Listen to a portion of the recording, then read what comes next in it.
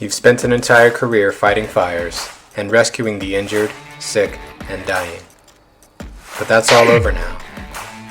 What do you do when the sirens stop, you've hung up your gear, and you walk out of the firehouse for the last time?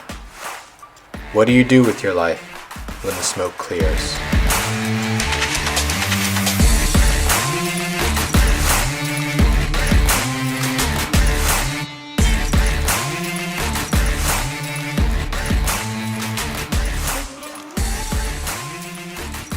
Welcome back to the When the Smoke Clears podcast.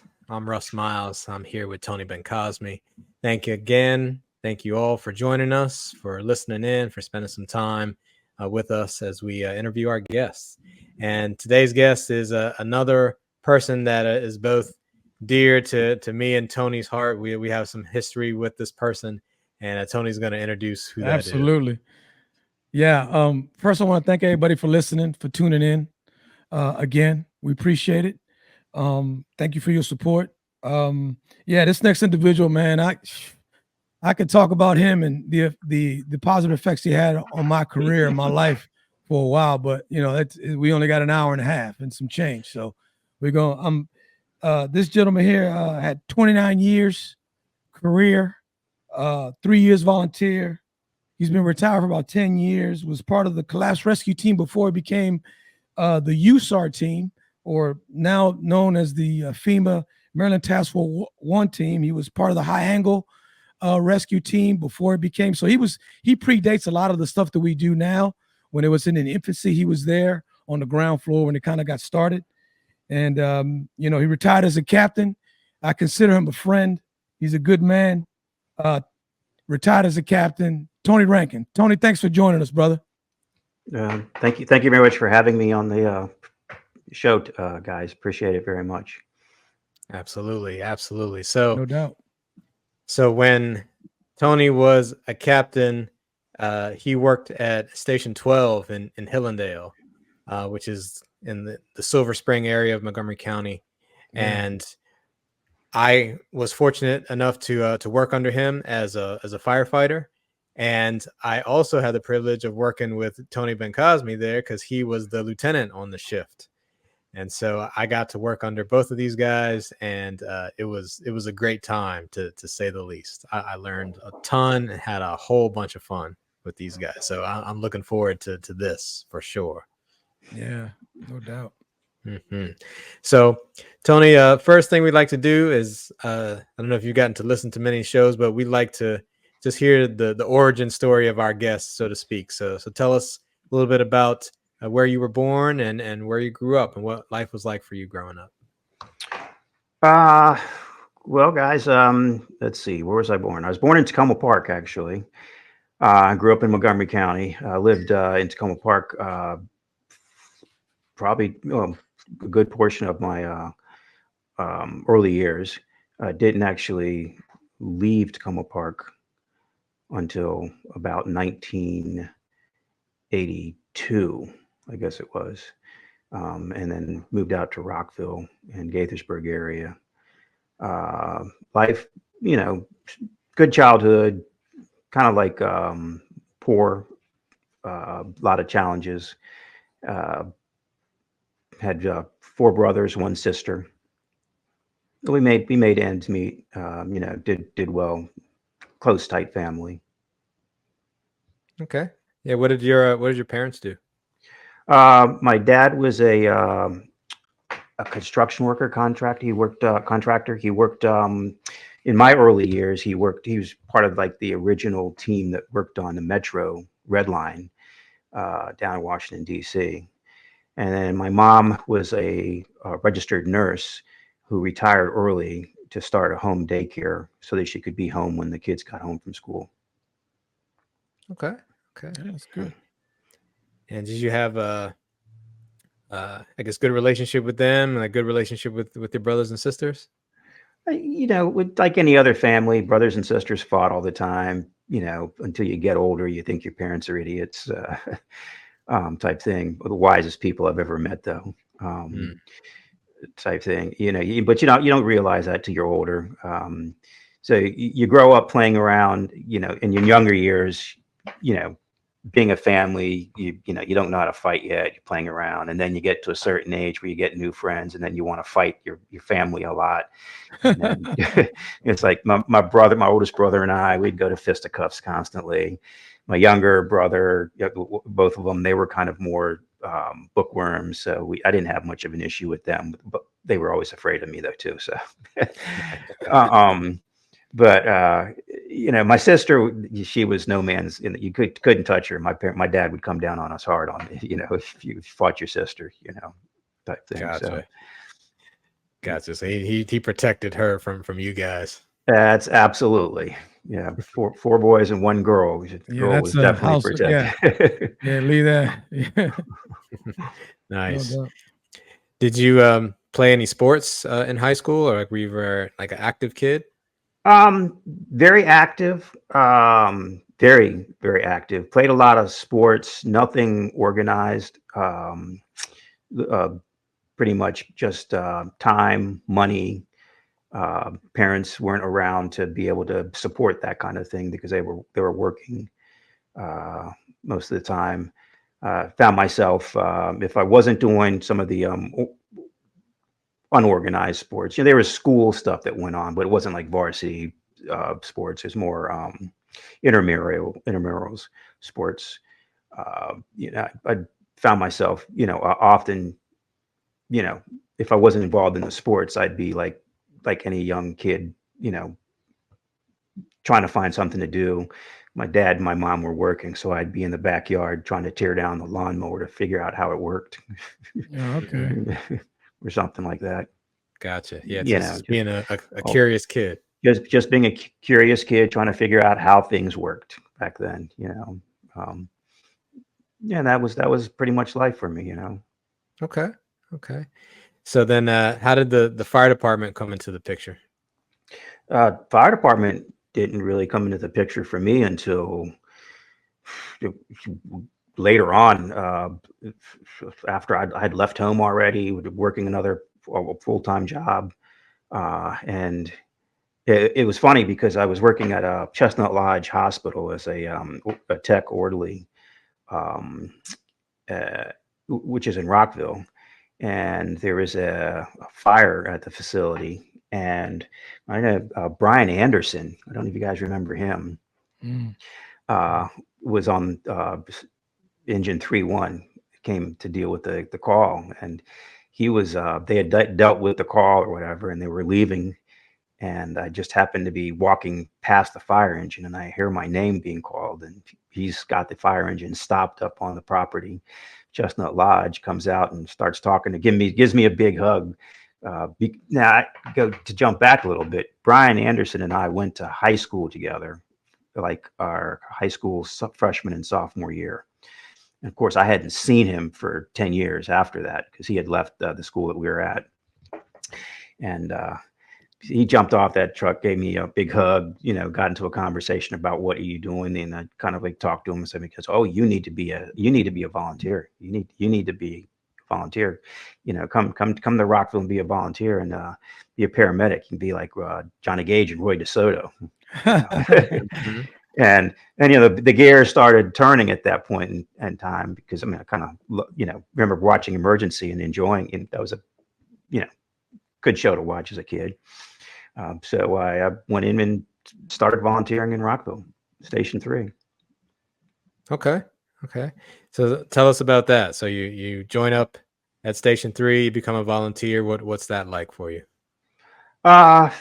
You know, experience was, you know, just run the calls, be a go-getter, got the training, you know, the training was pretty cool. Obviously I didn't become a paramedic, but I enjoyed the firefighting aspects of it a little bit more. But was always still interested in medical aspects of, you know, firefighting. And then ended up going down and living at Station 23 for a short period of time. Really? Yeah. They had live-ins after over that there. trend. They had live-ins at the time. Yeah. Station 3 was actually filled up. Their bunk room was filled up at the time. And so 23, they said, had openings. So I went down there and moved out of the house I was living in Rockville at the time, in Twin Brook area, and just moved into Station 23 to run calls and live the dream. All right. Well, what year is that when you're a live-in at 23? Oh, 85, maybe 84. No, because I got hired in 85, so it'd have been 83, 82, 83, maybe a little bit of 84. Okay. So in high school, you didn't know anything about the fire department. I mean, where'd you go to school? Where'd you go to? Small private school in Tacoma Park, Tacoma Academy. Yeah. It's The Adventist joint. yeah, Yes. yeah. Yeah. It's still there. It's still there. Yeah, I went by the other day, just to elementary school, but I've rebranded and changed a lot of stuff, so it's not the same Yeah, it's still there though. type thing, but it's still there. Yeah. So, what was the question? No, did you? I mean, you didn't hear about it, and you didn't hear about the job until you got out. No. You gotta No. have a I mean, little- we used to go to the 4th of July parade all the time and sit almost like right in front of the firehouse, up Philadelphia Avenue in Tacoma Park. Oh yeah, Station 2. Yeah. Yeah, Station 2. And the speakers were always on, and I remember always being scared to death of the fire department because they're going to come blaring out of the station in their engines and not see me and run me over. So I didn't want to go near it, type thing. And another note of interest is that Station 2 used to have community roller skating in the basement. Yes. When I was a kid, and we would go up to Station 2 to roller skate, as a summer activity or an activity, type thing, which was that basement. Has a lot of history because that basement, it's the old Station 2. Yeah. Was basically a rec for a lot of kids there, the recreational facility for a lot of kids in Tacoma Park area, and a lot of who's went through. Steve Francis, Walt Williams, a lot of basketball historians might know some of those names from being local in Maryland, and then the NBA went through that gym down there. It was I didn't know that, but yeah, I mean, I do remember going up there and we'd walk up because I lived on Lincoln Avenue, just a couple 100 feet from the Prince George's County line. Yeah. And we'd walk up to the firehouse and we'd go roller skating in the basement and then walk home. Yeah. So, which is pretty cool. I didn't know all the greats that came from there. Yeah. Those are local guys. Yeah. Yeah, no, that is really cool. I mean, I remember I didn't grow up in Montgomery County. I grew up in Prince George's County, but I remember going to a few roller skating rinks that they had, and I loved it. So I can only imagine having one in the basement of a firehouse. I mean, that's pretty awesome. That's got to be crazy. Yeah, but it was. I mean, I guess it was run by the rec department at the time. So the rec department leased it out, and so the fire department actually didn't have any real, what was going on down there. The rec department was kind of managing it, I guess. But but it was still fun to go up there, and it gave youth such as myself something to do. Besides running down the Sligo Creek Parkway and playing in the water. Yeah, the creek. The creek. Nice. All right, so you're volunteering in Rockville, living in it at Station 3. I'm sorry, 23. Did you have do you remember a call or a particular moment when you were volunteering where you were like, wow, like this is really cool. Like I think I want to stick with this for a little while. For me, it wasn't necessarily a particular call that sparked that. I think it was the excitement that I saw everybody when the call went out, and then, so everybody, the bells go off, the excitement everybody gets when the bells go off, everybody's hustling, they're moving, and then the training. The training was, I mean, I ate that up. That I just enjoyed being taught how to be a firefighter, going through firefighter 1, 2, 3, the live burns that we were able to do, the hands-on medical training. Well, I hated book learning, but the hands-on part was very, very interesting to me. And I enjoyed that immensely. Nice. So you like it now. When did you get hired and how did that work out? 1985. Okay. How did that go about? Did they offer you a job? Did they say, because at that point we're not You're still, we're not a, we're not a county system yet. You're still we're not a individual county system. corporations, but the Yeah, county, I guess, did the testing and stuff. And then the corporations like somehow would pick your name out of a hat, or to just, okay, let's take a look at this person, type thing. A matter of fact, I knew there was an ECC, but I didn't realize at the time that was something that they would pull me or could pull me into. Okay. right. And so, when I took the test, it was like, oh yeah, I want to be in the busy station. I want to be, station 3, 23, 8, the busier houses that ran fires and stuff, good calls, what would be termed a good call. And then, so I took the test. I guess I did pretty well on it. And all these positions were coming up and I wasn't getting picked up. And I was like, why am I not getting picked up? And then all of a sudden I got an interview, communications.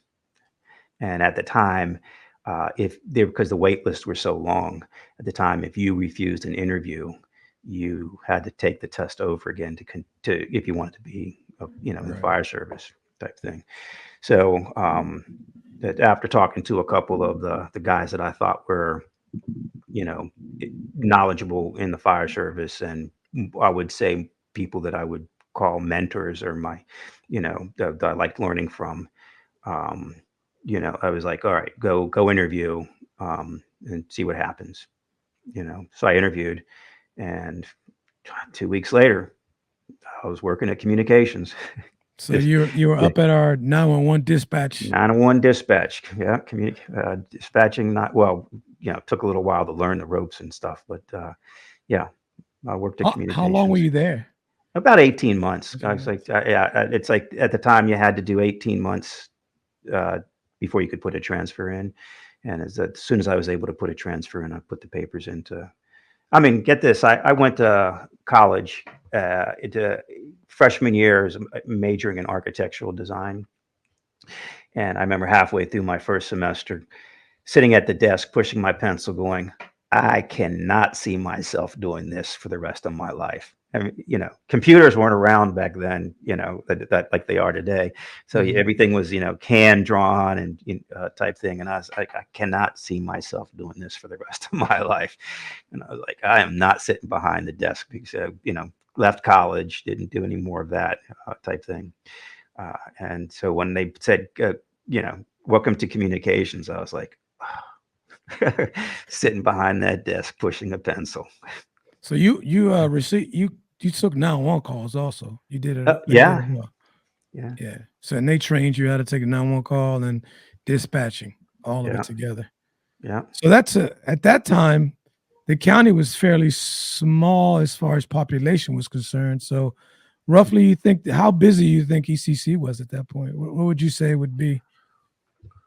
I mean,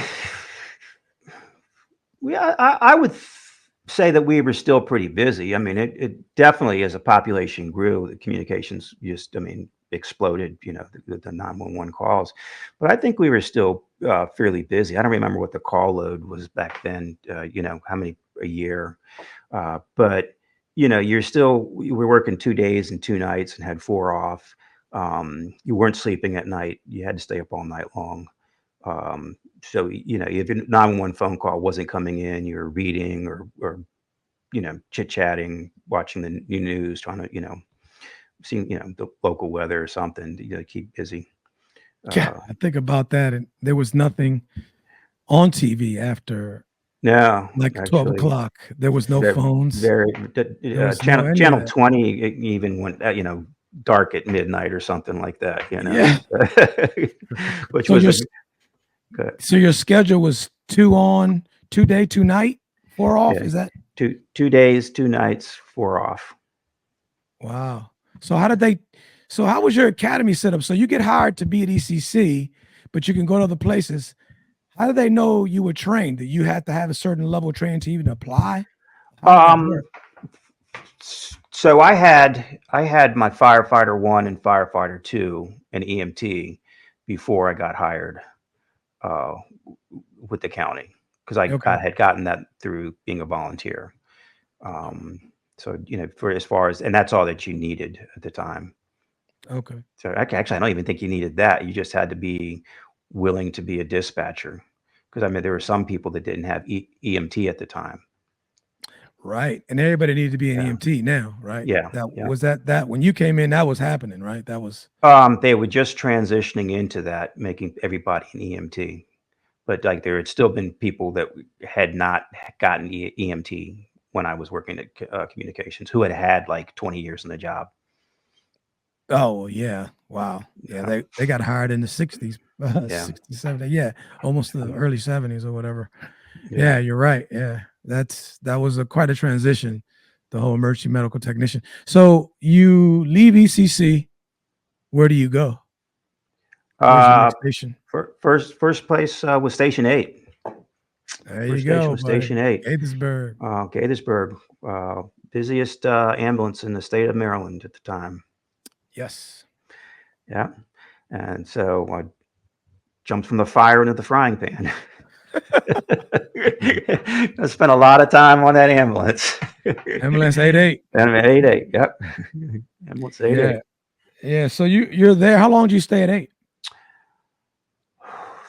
3 years, maybe not even 3 years, maybe 2.5 to 3 years, maybe. Yeah, as soon as first promotional exam came up that I could take, I took. So how did they do the rank structure? I know they set up the rank structure. Were you at 8 when they made the transition over? You were at 8 when they made the where were you when they transitioned from corporations to being a county system? When I was at communications when that transition, I think it was still Okay. communications, but it had just happened when I was leaving. All right. So going to Station 8, maybe it was at Station 8 when it happened. The transition, complete transition. I mean, there was, I think there was still a lawsuit going on and stuff like that. About And then, about the overtime. Yeah. yeah. And then so I was at Station 8 when the transition thing happened completely. Yeah, but Okay. So there's discussion of it, and they were working on stuff at that time. right. So you transition, and then they do up the rank structure like Fire 1, Fire 2, Fire 3. Right, That's because basically what we have now. Yeah. I was at Station 8 when the first full career rookie school came out. Okay. Whatever rookie school number 1, I think they Mhm. signed it. Recruit class 1. Yes. Yeah. And they had all the early outs for a lot of the older guys. They gave them an early out package to leave. Thanks for your service. Get the hell out. A lot of guys left. Yeah, a lot of guys left. A lot of all senior guys left, which put them in a shortage of drivers.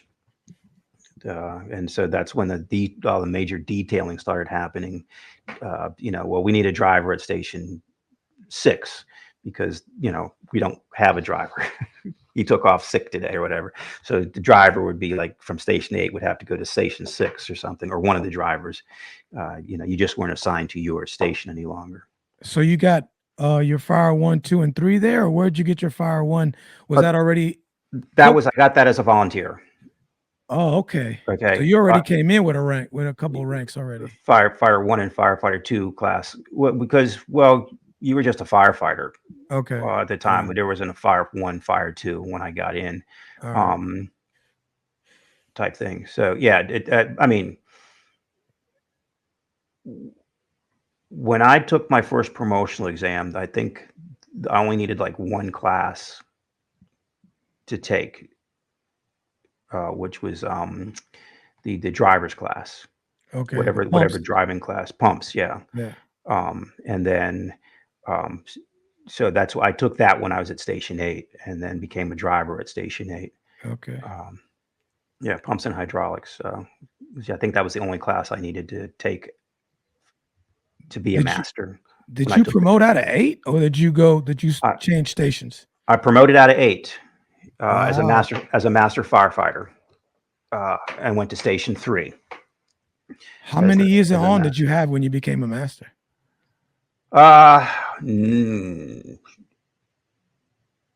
Whatever the minimum was. Six? No, it was only like 3 or 4. Wow. 3 or 4. I couldn't swear to it, but at the time, I think like I may have been the youngest like master firefighter or close to one of the youngest master firefighters at the time. And then when I promoted to sergeant shortly after that, it was the same thing. That it was probably one of the youngest that the county had at the time. I mean, it might, Really? yeah, because you take the master firefighter's exam and the sergeant's exam, as a sergeant back then, at the same time, and based on your score, you get promoted,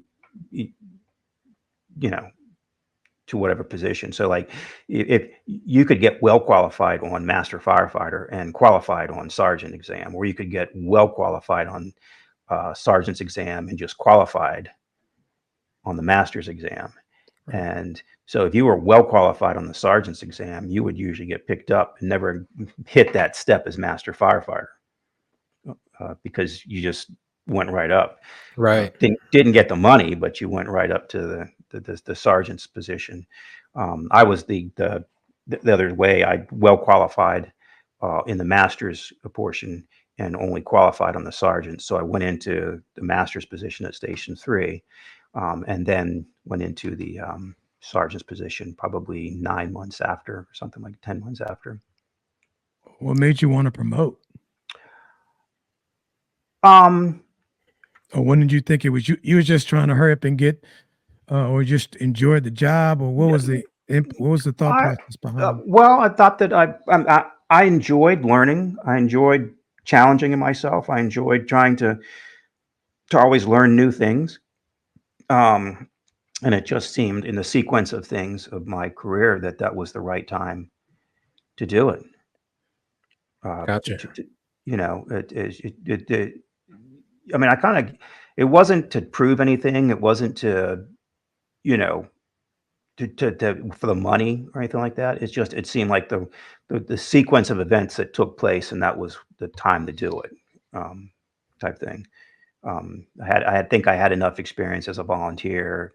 I had enough experience as a career person, both ECC and at Station 8, I'd run the calls that gave me a pretty good foundation, I thought.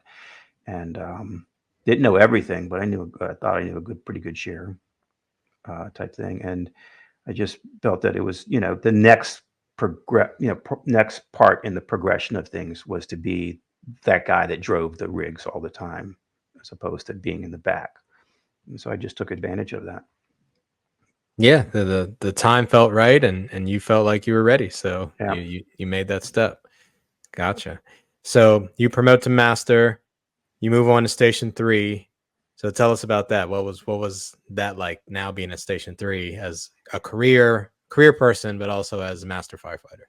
Station 3 was short-lived for me, because like I said, I'd scored qualified on the sergeant's exam, and because of all the early outs and the retirements, the short, at that time period, there was a deficit for officers and master firefighters. So the list kind of went, they burnt through the list pretty quickly on both sides. So I would say 9 months, maybe, give and take a couple, is how long I spent at Station 3. It was kind of short at the time.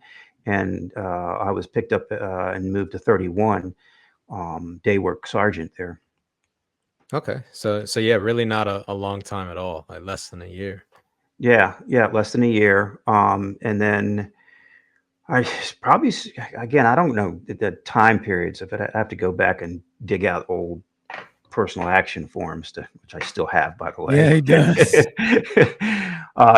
To see what the date and time was. But I'd say I spent, again, like a year, maybe a little bit more than a year at Station 31 as a sergeant, and then went back to Station 3. There's an opening at Station 3 that I put in for, which was a day work position. And then I stayed at Station 3, or transferred into Station 3, stayed there for another couple years. Okay. And just to clarify, for those who may not be familiar, so sergeant back then is equivalent to our lieutenant now. Yes. Right? Yeah. Okay. Gotcha. Yeah. Okay. So you promote to sergeant, spent a little bit of time at 31, which was not a special ops house at the time, right? They had started to, they were now growing into the special ops house. They were getting all the FEMA contracts, the stuff being moved into Station 31. There was a brand new firehouse that had just been built. They had the fourth bay that was just, they were filling that up with crates and stuff. The urban search and rescue team was starting to come online. It started out as a collapse rescue team, but it was the urban search and rescue team was just started to really come online about that time. You saw it, yeah. Yeah. And that's when we started, I guess Tom Carr was picking up the contracts for the county to be a national response team. Deployable, yeah. Deployable and stuff, yeah. Okay. Yeah. Okay, so the USAR piece is just starting to get built out. So you're there for a little while, then you come back to Station 3 again as a sergeant this time. So what's that like now as the officer? Like how was that transition for you from being a master, the driver of the rigs, to now you're in charge of the rigs? Massive learning experience. Once, I remember I got promoted to sergeant, and Jeannie Helbert, and if any guys remember that name. Yeah, I do. The fire extinguisher guy used to, him and Tom Cavanaugh had the fire extinguisher company afterwards. And so, but he came up to me and he was like, and, I have to laugh because Jeannie was the most politically incorrect individual you could have ever imagined. But I consider him a mentor in my career because he would sit me down and he was like, boy, heard what you did on that fire. You're doing good work. You keep it up, but or you come in, it's like, come on, I know you can do better than that. He was always encouraging for me to, continue where I was going, and he always pushed me to take the next step. I mean, he was a really good mentor for me to, progress in the fire service, type thing. But yeah, I remember him pulling me down when I got promoted and saying something to the effect like, listen, it's different now. You're an officer. You're responsible for these people. Okay. You're going to be taking into these buildings. You need to make the right decisions. So do your best to not get anybody hurt, basically. And I remember that my entire career is, those words from him. Just be responsible for the people you're with. Don't get anybody hurt. Don't kill anybody. Yeah, it's funny. I was just thinking of something. You were at 31, and are you at 3? Are you still part of the USAR team, or because I thought you were still? Yep. Yeah, still part of the USAR team. Tom Carr was running things from this basement there at Station 3. So he was. I was a day work officer there. Tom Carr was a B shift or A shift officer. Robert Holliday was there. Yeah, Doc Holliday. Yeah, Doc Holliday, and who's I can't remember the guy's name now. The bushy hair, redhead, used to be at 28. God, I can't remember his name. Tom Fleming. Tom Fleming, yes, was at the other day work officer. And the C shift officer was Holiday. The B shift officer, I drawn a blank on that one there. Can't remember. Did you go to Oklahoma City during the whole Oklahoma City bombing? Did you get a chance to go to that? I did not. No, I did not. Yeah, most of those really big dispatches, I wasn't put on. Okay. Yeah. All right, but that happened while you were still on the team, though. Yeah, still on the team. Yeah. Okay. So. All right. So you are going to do a little bit of USAR stuff. You're a day work officer at 3. How long did you spend there at 3 on day work? Again, yeah, maybe 2 years, 3 years, maybe. And then just I got married. Yeah. While I was at Station 3, and decided in 1995 I was going to move out to Annapolis, Maryland. And then, so I decided that with the move from, Montgomery County to Anne Arundel County, that I was going to switch stations also to be a little bit closer to, so the drive wasn't going to be as painful coming in. Gotcha. So I went to Station 2, and that's when, I guess, I was a lieutenant there, which would, at the time, they changed the names from sergeant to lieutenant, the rank, which I went to in 95. I went to Station 2 as a lieutenant on B shift. Okay.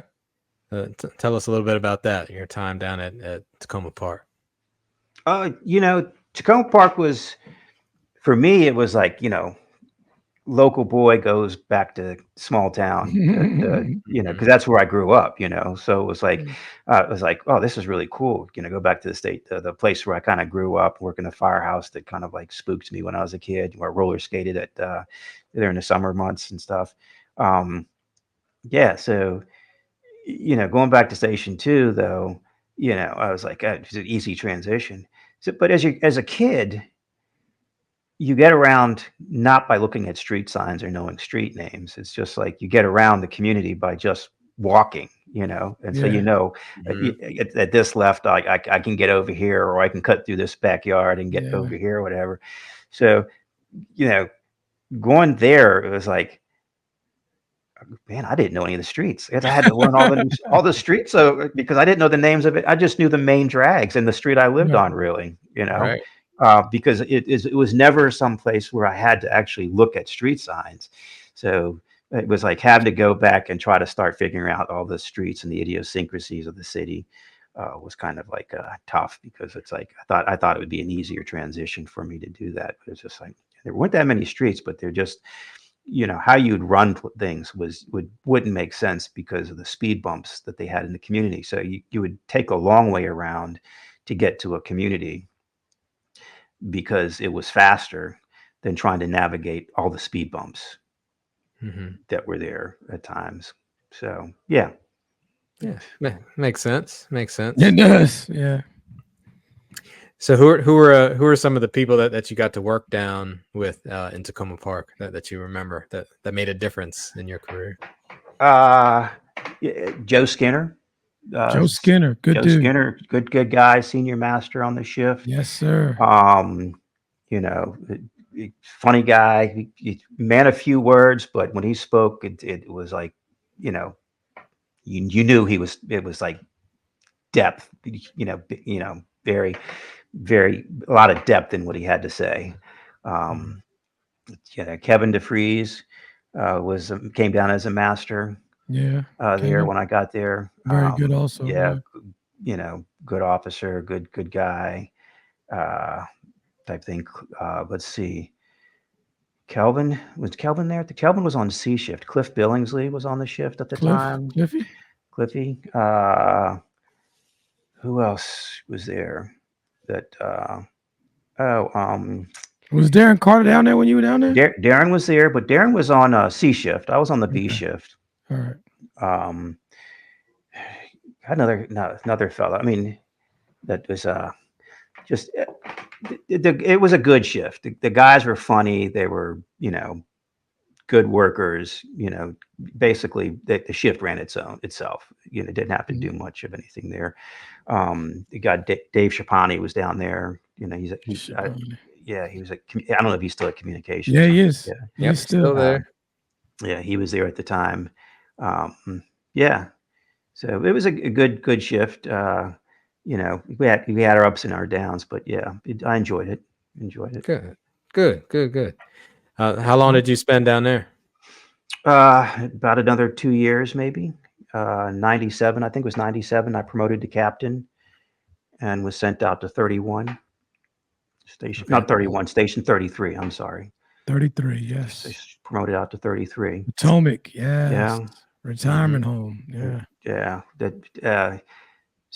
Which I'll tell you honestly, I think I ran more working fires building fires at Station 33 Yeah, that makes sense. than I had at any other station that I was assigned to.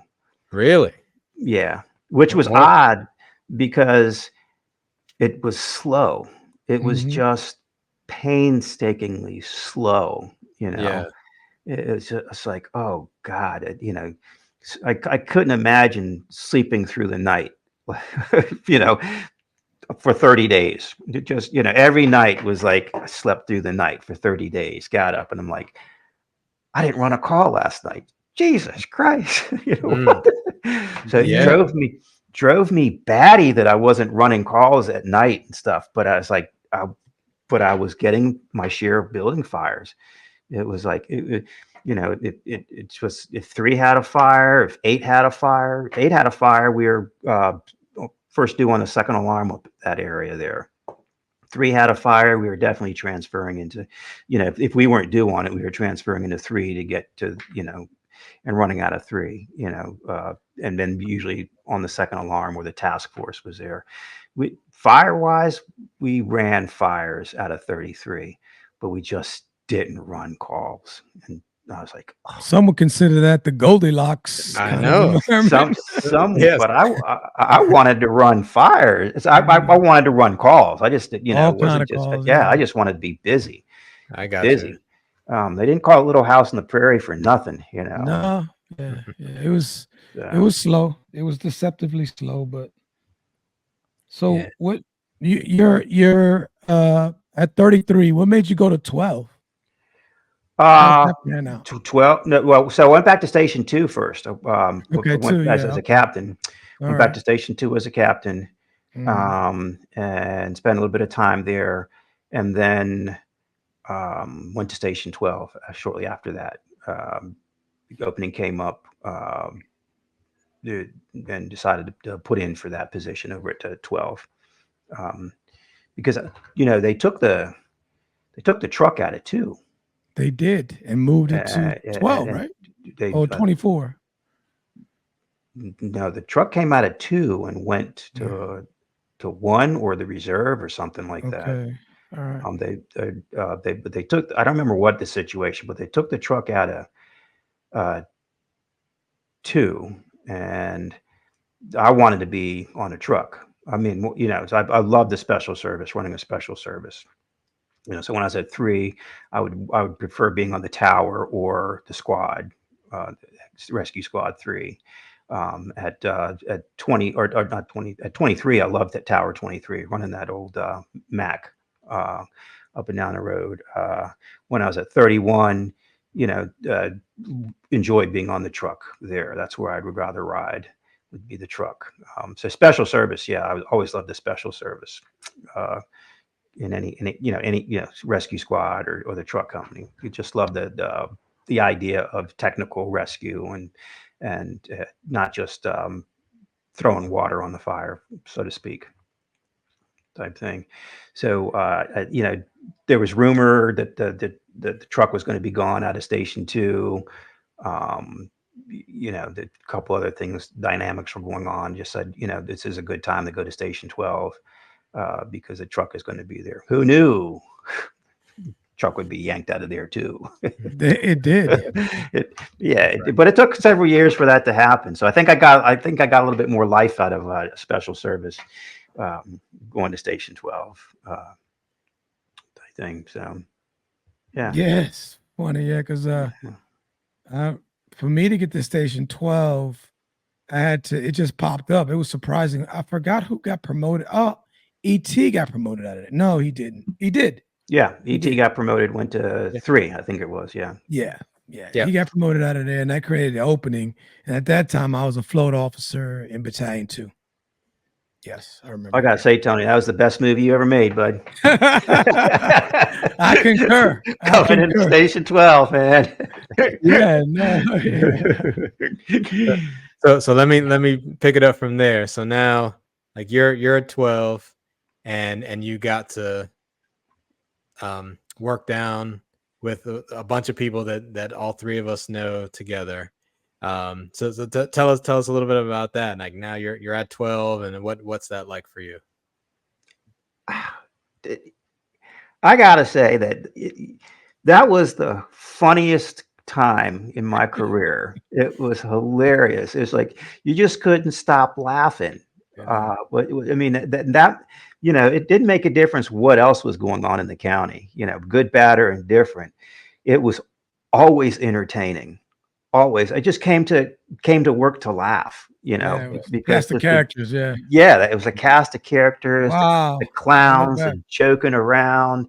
You know, there were spots of it in every other station that I worked at, but nothing like it at Station 12 on the B shift type thing. And the personalities were so, I mean, they're Right. all across the spectrum, you know, All all over the across the place. place. All over But, the you place. know, but, but it was like, it was just, it was always fun to come to work, and you didn't have to run the calls, but you the jokes, the humor, the you know, it was just always entertaining. Yeah, That shift. think about some of the characters. Monday, Schaefer, Stevens. I mean, Miles, Matty Hauk, Matty Howe, the yeah, brilliant Howe. Phil Baker. Oh, Phil Yeah. Baker. Mhm. My So, Yep. goodness, it Rob was just Rob First. well, see now, I don't was Phil there at the time when we were there? Would he come yeah. in after? He was leaving as I was getting there. He was Okay. leaving. Yeah, he was there, but he was there kind of. He was in between ET and me, and he was on his way out. And Schaefer was there, and rest in peace, Oglesby. Yeah, yeah, Jason. Oglesby. So, and Mhm. the funny thing was, I think we were able to draw something out of Jason that I don't think a lot of other shifts were able to do. I mean, because I think he just got super involved in the shift at some point that while Yeah, we were working together, yeah. and actually, he- I miss Jason. I missed working with him because he was. I always thought he was dependent. He was quiet, but he was very dependable. Mhm. Very dependable.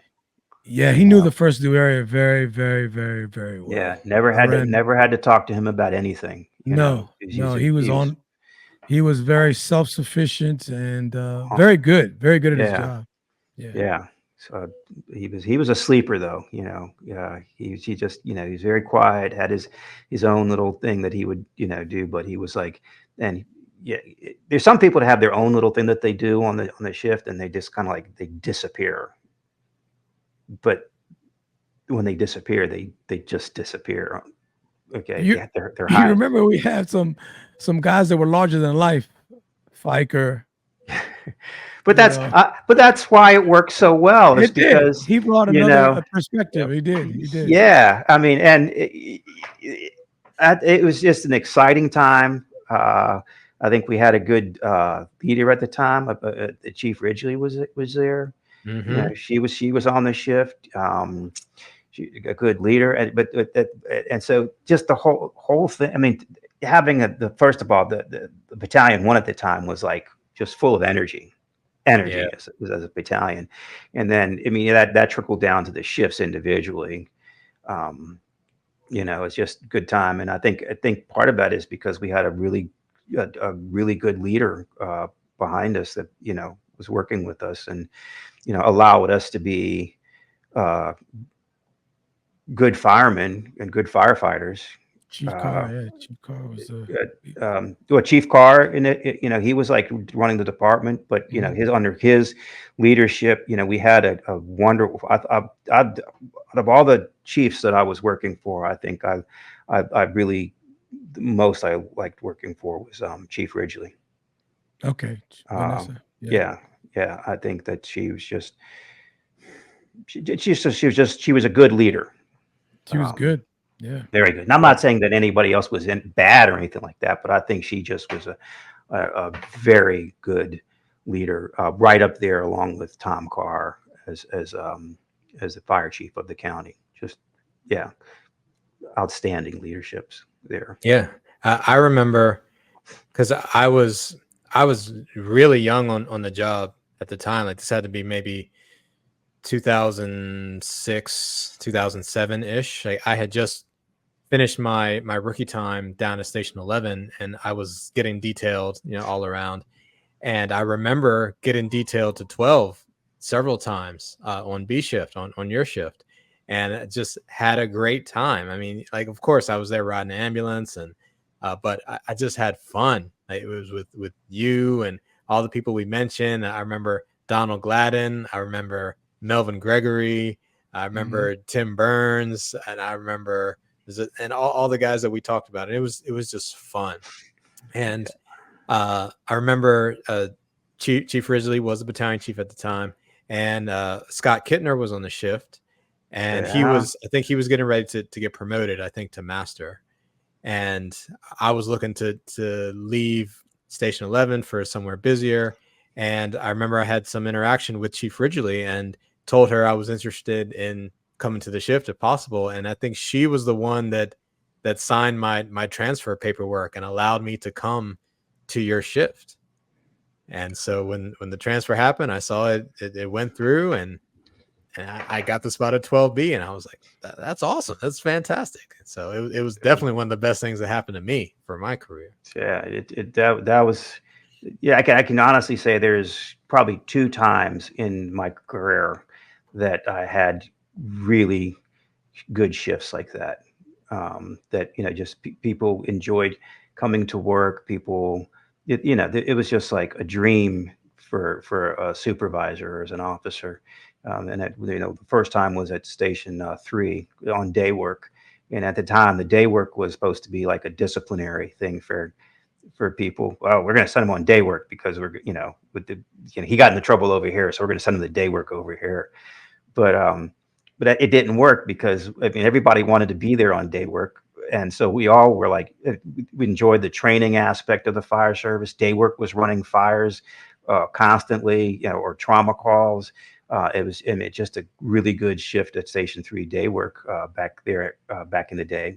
Tim Brown, I think Dave Fiker was there also still for a little bit. And then going to Station 12 and then pulling in another shift like that, where, both you guys, Dave Fiker again, Rob First, Tim Burns, just it's just like, I can honestly say that those were the 2 shifts where I could truly say that it was like Scott Cook in there too. He's a captain. A team of family right there. It was a team of family, just outstanding to work with. Just, I mean, it just made my job so much easier and type thing. It was a wonderful time.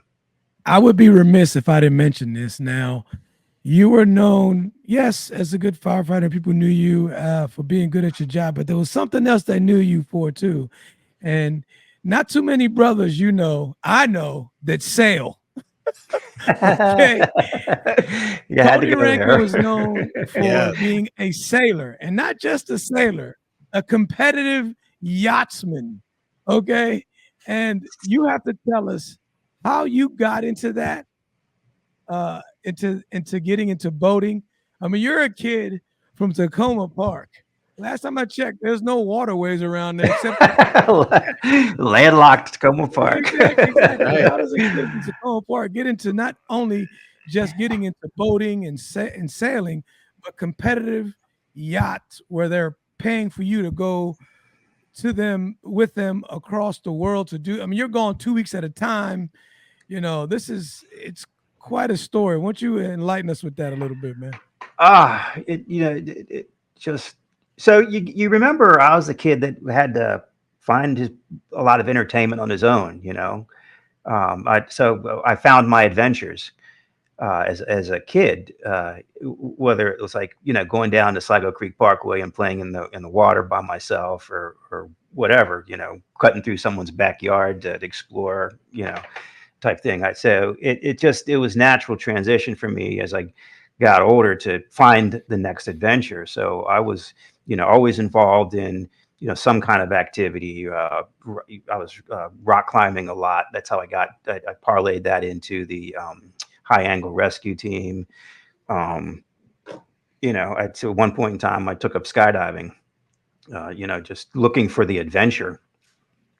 And so had a near disastrous incident skydiving, and said, yeah, I'm tapping out on this one. I can't do this anymore. And it just happened to be about the same time when a guy I was working with said to me, hey, I'm starting to sail in Annapolis. You should come out and try it. I was like, sure, why not? So I was looking for a new adventure because I was leaving one that I knew that I can't stay here very long because it's going to end horribly if I stay skydiving. So I was like, yeah, so let me try something new. And well, that, sailing from at that point in time, it was the scratch that, cured the itch, for me. It was like, it was exciting. It was competitive. I was being able to go places and see different places of not that time when I started, I wasn't seeing different places of the world, but I was getting to travel different places up and down the Chesapeake Bay. And then one thing led to another. Someone recognized me and said, yeah, that guy's pretty good. You should get him on your boat. Right. And it kept, one thing led to another. And then the next thing I know, I'm competing at a high level, being sent or asked to travel across the country and places like France, Denmark, Germany, Australia, to race in these competitive events. So yeah, but it was started from one guy saying at the right time, I'm going sailing. You want to go? Wow, and it turned into this, and you got Yeah. pretty good at it. I mean, you won some. What's is it? I can't think of the name of the race that you won or competed in. What was those? I raced on a boat called a Far 40. At the time, I mean, it's kind of like every other kind of racing event. But the closest thing I can like describe it to is like a NASCAR or Formula One on the water, on the boat at the time, where everybody gets weighed, every aspect of the boat is scrutinized, weighed, and measured, trying to keep things as competitively as possible. And it was considered. It's at the time maybe it's considered maybe like the, I don't know, third highest, most competitive event that you could do in sailing at the time. And sailing is an interesting thing because even as an amateur sailor, today you could be sailing against a guy like a Russell Coots or Dennis Conner or these guys who have legendary sailors, America's Cup sailing, sailors type thing. You could be potentially competing against them if you have the time, the money, and the resources to do it, type thing. So, when I remember doing a race and people were saying, well, yeah, that's Dennis Conner on that boat right there. And I'm like, you gotta be kidding me. This is a guy who's won the America's Cup how many times, and he's racing on this boat and I'm racing on this boat and we're holding our own with this guy. I thought that was like really cool. So, but what other sport can you go do that at though? When are you going to be able to play 9 holes with Tiger Woods and like literally compete against him? You're just not going to. So, I felt that I was like, an opportunity that I just couldn't, stop it, because it was just the available to be the greats of the sailing world. I was actually sailing against or with at the time. That's great, man. That was a good. That's an interesting sidebar to your career because it kind of goes in with kind of what did in the fire service. So it gives you a little bit of it's competitive, but yet it gives you purpose and a lot of things going on there. That's great. So you're getting back to your career. You're at 12. You got, I don't know how many years in do you have now? Before like 25 at that point, right? How many years you got? Oh man, when you want numbers, that's so hard for me to actually Just say now. rough about, yeah. Just What did I tell you? I did almost close to 10 years at 12, maybe. yeah. I don't know if it was for a full 10 years or whatever, but yeah, but I think I did close to 10 years. Finished up my career there. Yeah. So what made you want to get into dropping? What was your process of thinking about getting into the drop? Think about getting to retirement and retiring. What was the thing that made you say, okay, I got to start? You're thinking about retirement, obviously, but something happened. There was an event that made you say, okay, this It's needs to funny. happen. It's funny because I can remember talking to Derek Anthony, because I think Derek went at 20 years, maybe. I'm not sure about that, but we 23, I were think is when you left. 23. Yeah, I remember we were talking, and he was like, "Dude, man, I see the light at the end of the tunnel."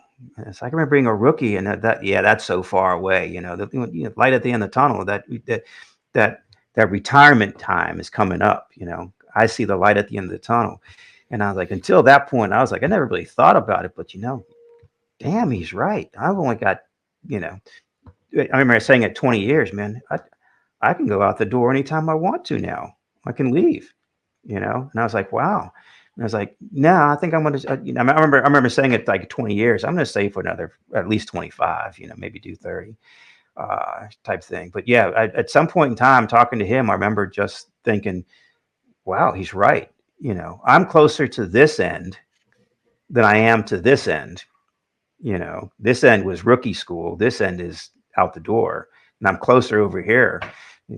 Start looking at that a little closer. And that's when I remember looking at the money. All right, if I retire, the current contract, current situation. If I retire on this day, what does it look like? Yeah. So, and I just started looking at numbers and stuff, and I remember just long discussion with my wife about is it time? Should I go? And she was like, only you can make that decision, but it financially will be fine if you do. So, Okay. yeah. So I did a lot of soul searching on how, comfort, happiness, than where I was in my career, and was like, I think it's time to get in the drop now. I mean, I knew it when it was time. And what actually triggered it or whatever. Nothing really triggered it. It was just, once you look at the money, once you looked at how long you had, once you looked at, do I really want to try to start another shift at a different station, at this point in time in my career, start, because every time you transition into another shift, another station, it's like starting anew again and trying to create a team that you want to work with and stuff. Is it going to be any worse? Is it going to be any better? Just too many unknowns, and I just wasn't ready to take that next that another challenge like that on. So, the next challenge was time to slip out the door. Yeah. Gotcha. Like, So yeah, so you get into the drop, and yeah, that time goes by, and now you come to the end. Do you remember your last shift? I do. I think we ran a full assignment on my last shift, and I had to say that the full assignment, but I kind of felt leaving was smooth. It was just smooth. I felt comfortable leaving my shift, that if I wasn't there, that they would be fine without me, and that the next officer coming in would have very little to do to have a successful shift. And that's where I wanted to go. I wanted people to be self-sufficient, be able to the next officer coming in wouldn't have much to do except put his little like accents on, make it his own. But everybody else would be like, fall right in line with what his leadership would need, or how he would guide, but with little adjustments left or right. Gotcha. So, but the last shift was, I still remember that, who was there.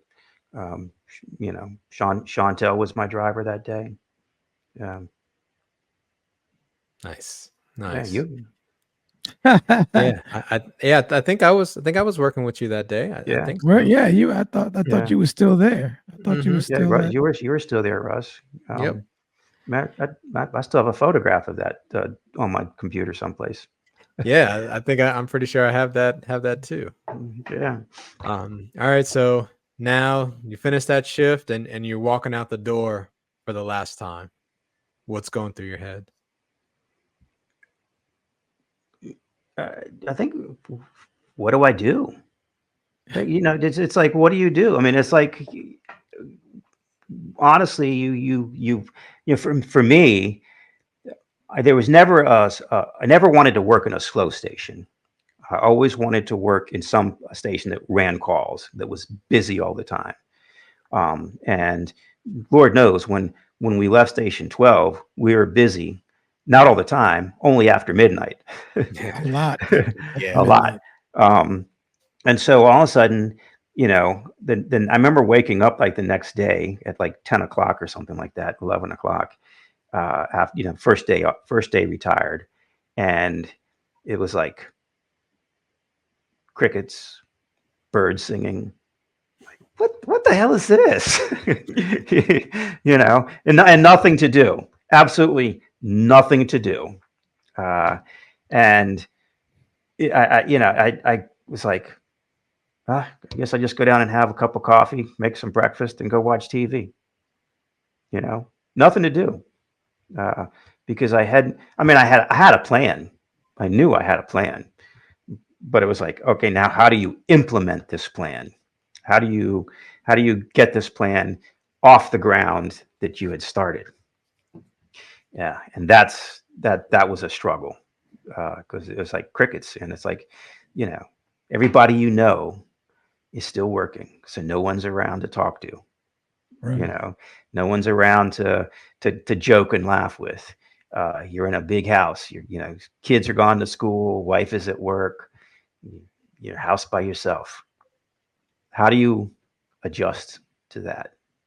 Right. It's like that. Yeah. That is, and I guess some people will do that just fine, but I think that transition can be a struggle, um, for a lot of people.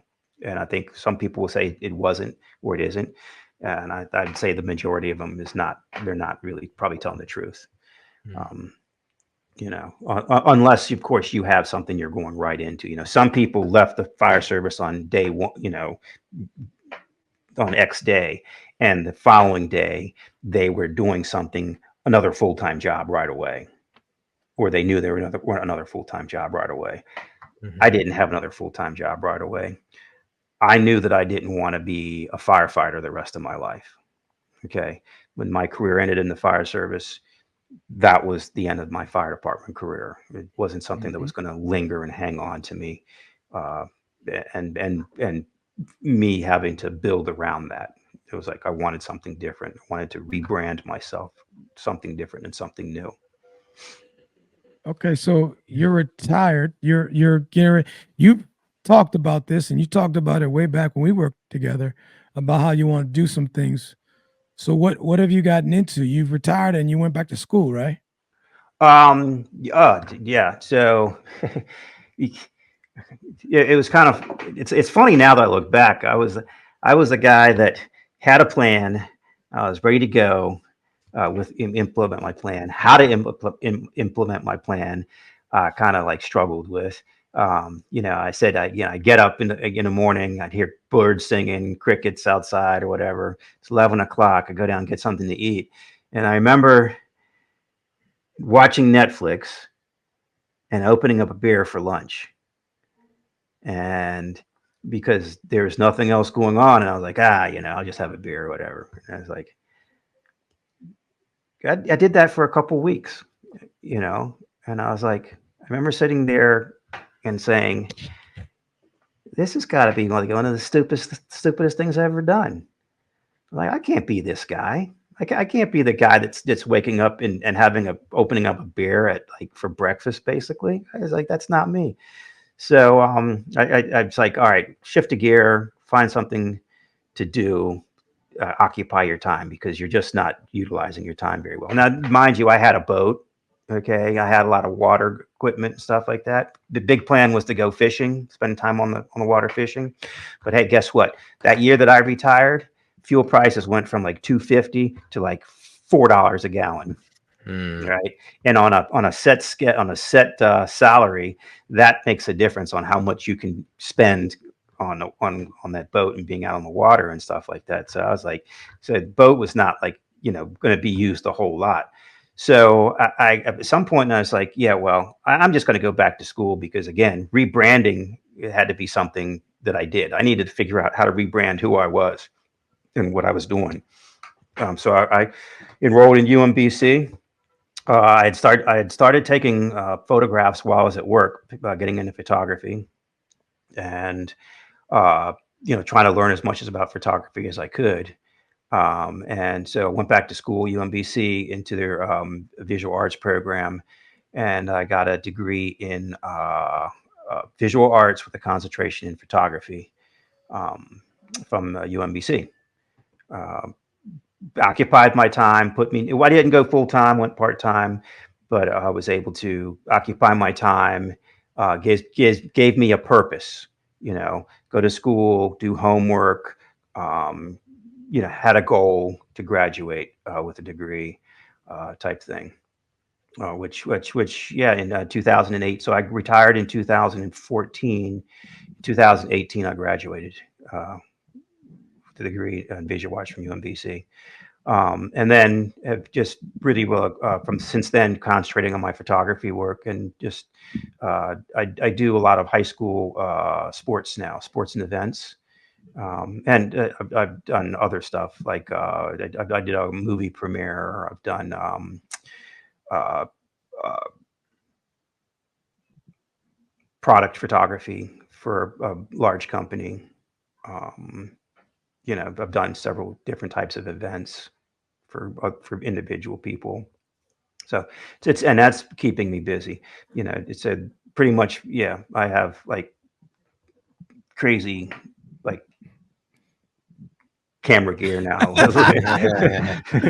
So just expensive, crazy lenses and camera gear to do that kind of work now. So no, that's great. I'm glad you got that. You reinvented yourself, man. I'm glad we could be a part of that. That little photo shoot we did at the academy. That was good. That was.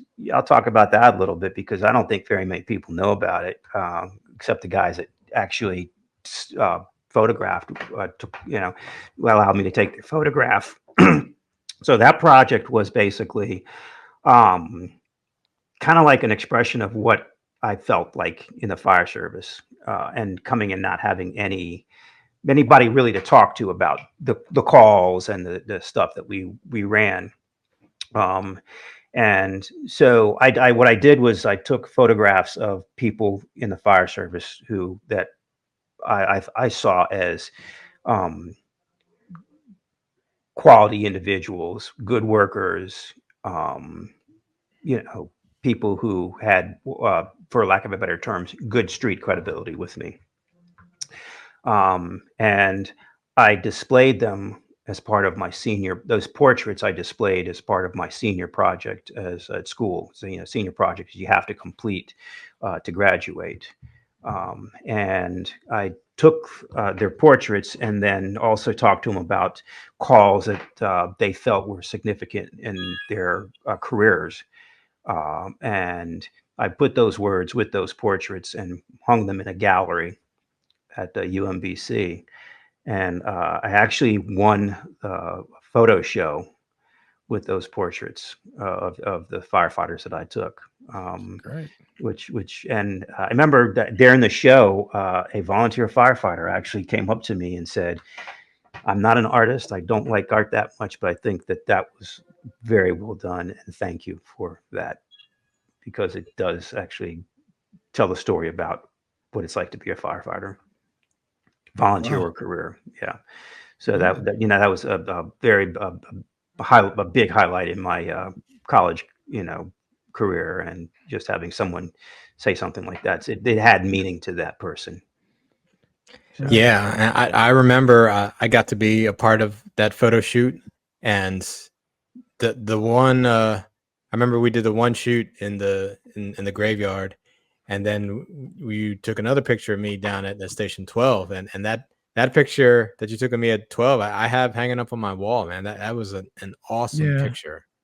So both of you were part of the project. I was asked if the county could use the images for like rookie school in training and stuff. And I basically said I didn't want it to be part of the rookie school because I think it was a little bit more than that. But it wasn't up to me. It was up to the individuals who were posing for the photographs, whether they wanted that story used and told in rookie school. And so I don't know where it went from that. I never heard anything back with it. But so some people who knew, that I had taken those photographs, wanted to use that as a training for the fire service and, for new people coming in and recruiting also, type thing. So I don't know where it went, whether they used any of those photographs, but for that purpose. But I thought that it was more of an individual choice. Did these people want that out there? I mean, they gave me their time. You gave me your time, your experience, and entrusted me with that. It's not something that's up for sale. Wasn't up something to just give away. That wasn't up to me. That was up to the individuals that posed and told me their stories. Really. Thank you. I appreciate being a part of it. I still have the picture you took of me. I still have it in my house. It's up on the wall also. So yeah, it's a very good picture. It says a lot. I mean, pictures say a lot when it's well done. So, 100%. I'm saddened that no one actually from the fire service who knew about the show showed up to come by just to see it.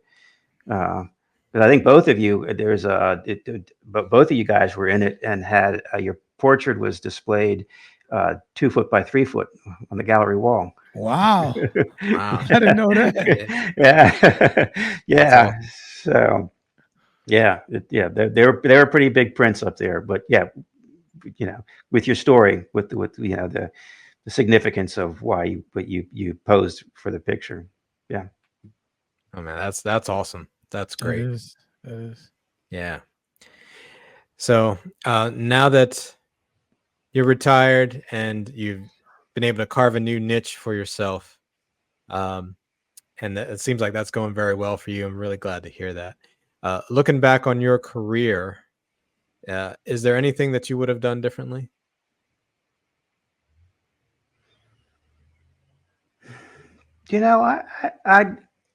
I don't think so. I mean, and I'm sure I can go back and second guess certain things or whatever, but I don't think you can really do that now. If I had the opportunity to do this, would I have done that? Is it you make your decisions based on what you know at the time.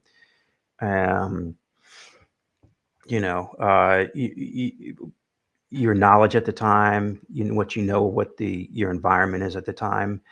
Could I have done things better? I'm sure, absolutely. Could I have handled certain situations better? Absolutely. But the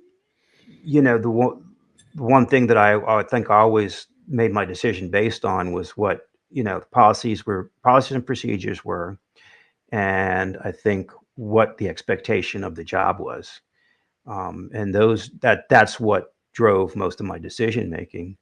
And I don't think that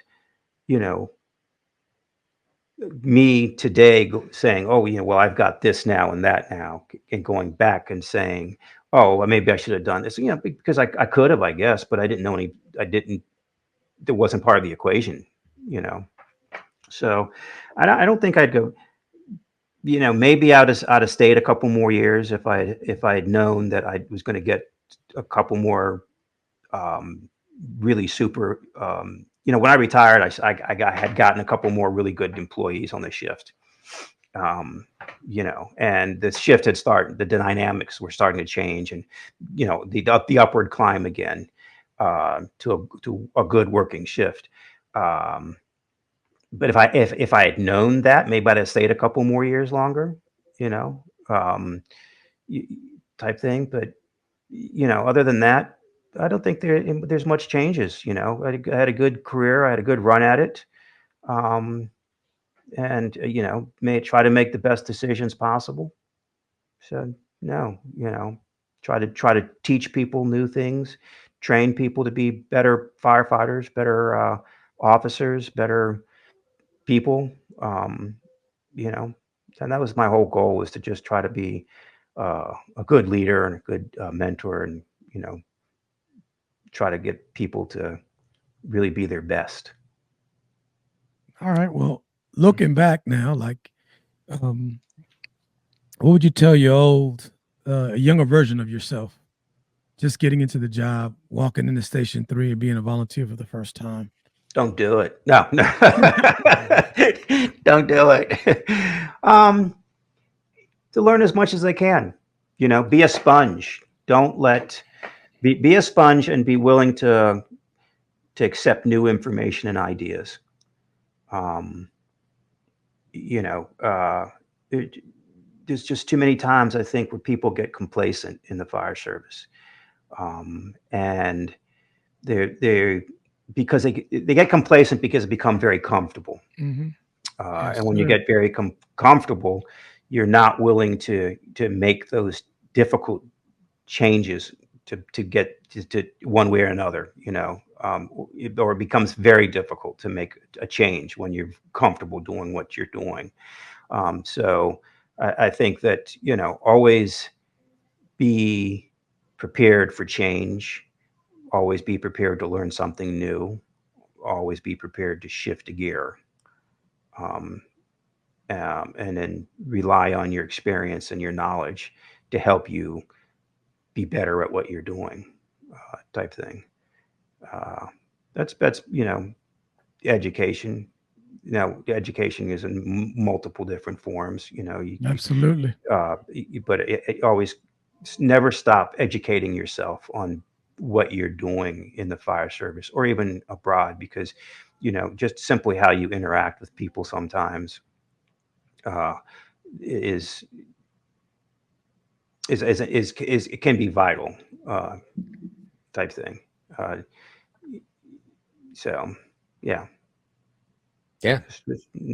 just be prepared, and the only way to prepare is train. Actually, who does that sound like? Was that Tom Carr?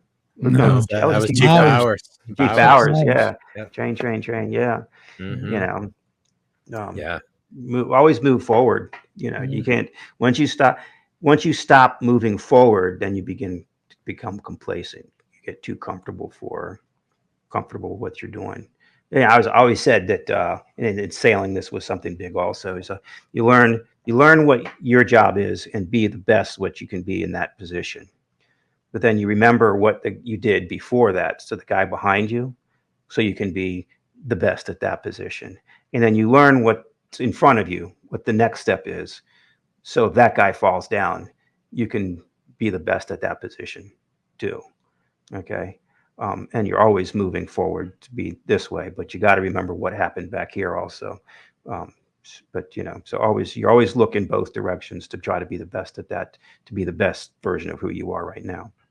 Absolutely. You know, Yeah. because if this guy trips and falls, you've got to be able to pick up that slack. If this guy trips and falls, you've got to be able to pick up that slack. 100%. 100%. Now, how about for the firefighter that's about to get into the drop and that's about to retire soon? What would be your words of wisdom to them? Do not sit in front of the TV at 10 o'clock in the morning having breakfast and drinking a beer. You, you have a plan, and that might sound cliche-ish, kind of, but have a plan to what you're going to do in retirement, what your future is going to look like. But not only have a plan B, have a plan C. You know, you're in the process of rebranding who you are, and with all plans, there's things that you don't see that can potentially cause that plan to fail. So have a plan to be able to shift a gear if that plan fails, so you have something else to go to. You know, for me, it was like I had the plan. I knew that I wanted to be spending a lot of time on the water, fishing. You know, the fuel prices went crazy. Other things happened too, but the plan B was like, go back to school, figure it out how to stay busy, because if you're not busy, your mind begin to wander. And thing is that everybody that will still probably be working. So you're going to have to figure out, either you're going to go work someplace, be the guy that Home Depot or whatever saying, hi, welcome to Home Depot, or you'll have another job lined up. A lot of guys I know they're going from fire department straight into FEMA, so they're staying busy. But have a plan. I knew I didn't want to stay in public safety, leaving the fire service. So I had to find something to do when plan A failed. And plan B seemed to be more successful for me. Gotcha. I'd say it was. I would definitely say that it was. Yeah, good plan. It worked out. It did, and it kept me busy. I enjoy, doing, the photographs. Matter of fact, I spend a lot of time photographing my son now. He's a high school three sport athlete. So going photographing him and his teammates and stuff. It just keeps it busy. Yeah. Good. So now one last question for you. So now, given all that you've been through in your career, given where you've gone with the second career that you're endeavoring in, now when you wake up in the morning and you look at yourself in the mirror, how do you feel about the guy looking back at you, and what do you say to him? Say, dude, you got to lose 30 pounds. That's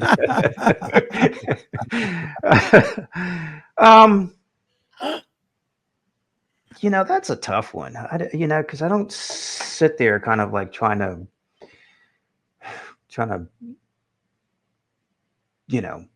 analyze myself and like, you should have done this, you should have done that. It just, that's not what I'm doing. It's not what I'm thinking. I'm more thinking about, okay, what's the plan for the day? What do I got in the week? Where am I going to be going? It's when your mind is occupied with the things you got to get done and completed, it's less time to be able to sit in front of the mirror to reflect on, because there's a good side of reflection and a bad side of reflection. Bad side of reflection is you sit there, harp about everything you could have, would have, should have done.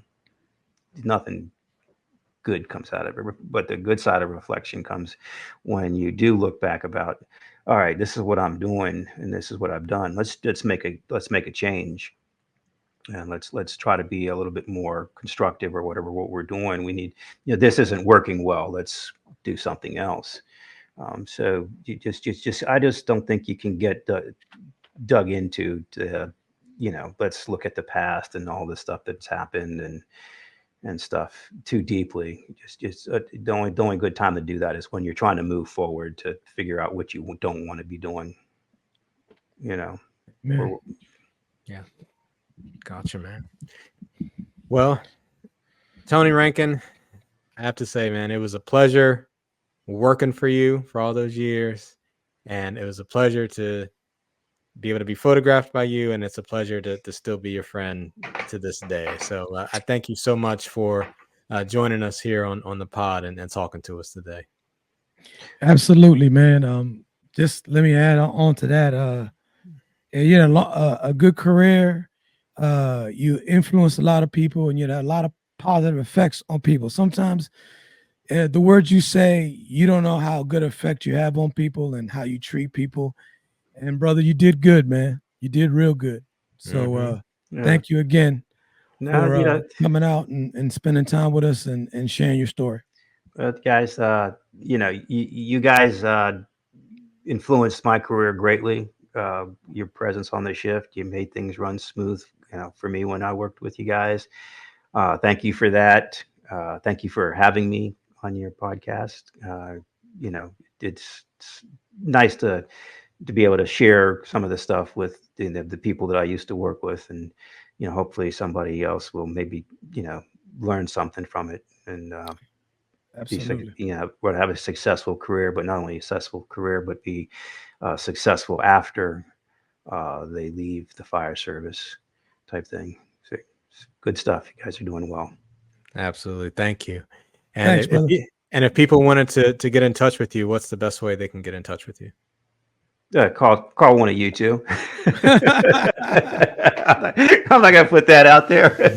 Yeah, call one of you two, and then you know how to get a hold of me. No I'll worries. contact them back. No worries. Okay. All right. Well, Tony, man, again, thank you for spending some time with us. We really appreciate it. Thank you, guys. Take care, man. Thanks for listening to the When the Smoke Clears podcast. If you want to get in touch with us, you can find us on Instagram at When the Smoke Clears podcast, or you can email us at whenthesmokeclears8@gmail.com.